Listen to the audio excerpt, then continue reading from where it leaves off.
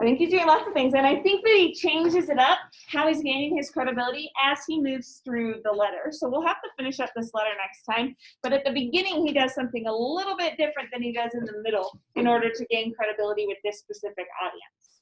What's nice about this piece of rhetoric and letters in general is that you know exactly who the audience is. You don't have to make assumptions about who, is included in the group.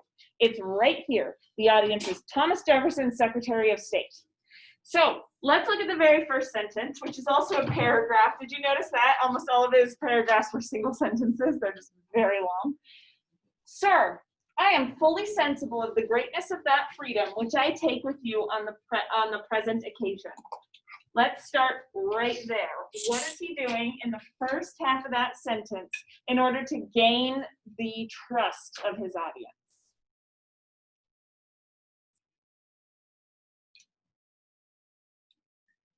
How is he gaining the trust of his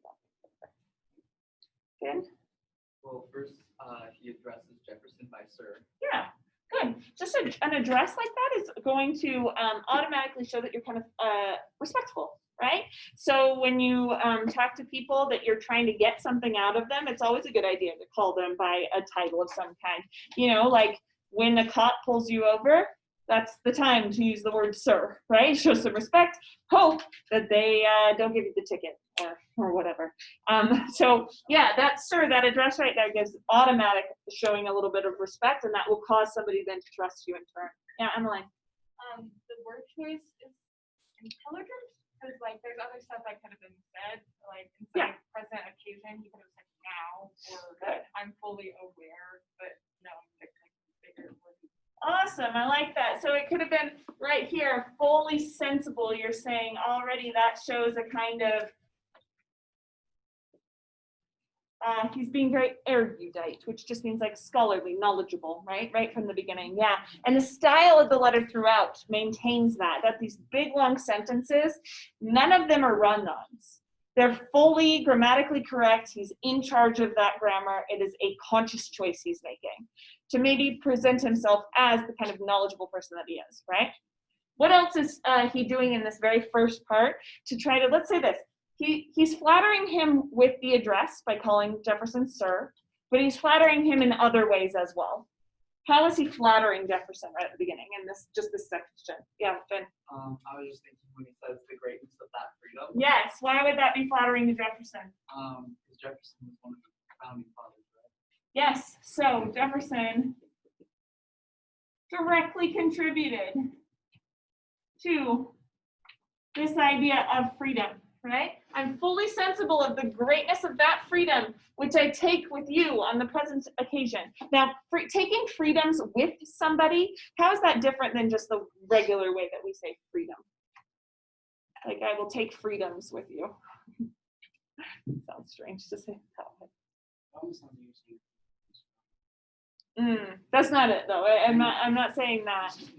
But it kind of is, actually. Okay, so Jefferson is in a position of power, extreme power, right? And so to address him so directly, you would say, I'm taking freedoms with you. So basically, it's like if there is such a giant difference between the powers that you have, so Banneker as a scholar, but as a Black American, and Jefferson as a Secretary of State and also as a slave owner, they have way different kind of power structure. I mean, why can't I say this? They have such different amounts of power. There we go. That to address him so directly is taking a freedom with him. So how is Jefferson going to find that also flattering? Yeah, Isaac. You're really powerful. I'd love to be able to be. Yeah, good. And won't that cause a little bit of trust right off the bat? You're so powerful and you're so benevolent. Like, you're so powerful, and so I know I need to be careful what I say to you, but you're so nice and good and noble that I know I can say what I want to say to you. That's a really good tactic to take with your audience, Carson.